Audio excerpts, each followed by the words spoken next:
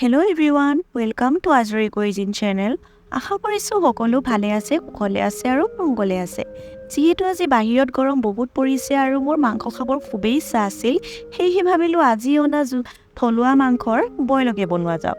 আপোনালোকে বাৰু কেনেকুৱা ধৰণে বইল বনায় মোক কমেণ্টত জনাবলৈ নিশ্চয় নাপাহৰিব। এনেদৰে এখন গৰম কেৰাহীত ধুই লোৱা মাংসখিনি দি অলপ সময় লৰাই লৈছো।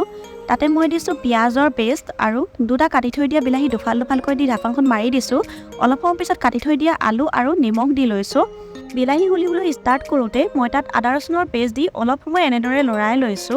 মাংসখিনি সিজিবলৈ প্ৰয়োজন অনুসৰি দুকাপমান মই পানী দি লৈছো। পানীখিনি উতল অহাৰ পিছতে মই তাত দুখিলা তেজপাত, লং দালচিনি, ইলাচি পাউডাৰ আৰু ভোট জলকীয়া দি মাংসখিনি সিজাই লৈছো।